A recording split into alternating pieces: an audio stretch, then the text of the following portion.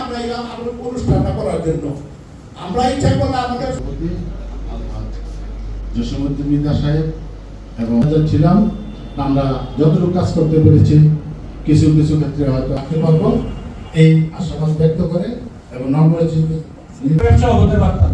সেই থেকে আল্লাহ আমাকে লাখ শুকর আদায় করে। সুতরাং আমি আমার বক্তব্য দীর্ঘায়িত করবো না, আমি বলবো উনি খুব ভালো ব্যবসায়ী, অনেক বড় মাপের এই আশা ব্যক্ত করে সবার সুস্বাস্থ্য মঙ্গল কামনা করে আমি আমার বক্তব্য উপস্থিত হচ্ছে বর্তমান সভাপতি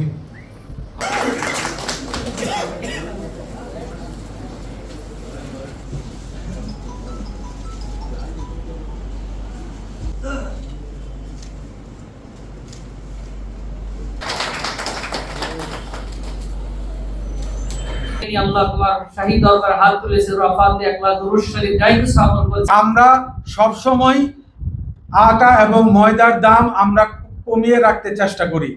বর্তমান সময়ে কিছু মুনাফাখোর কিছু ইম্পোর্টার রয়েছে যারা বর্তমানে বাজারের মার্কেটটাকে অস্থিতিশীল করার জন্য গম ইম্পোর্ট করে জাহাজের মধ্যে গুদামজাত করে রাখছে।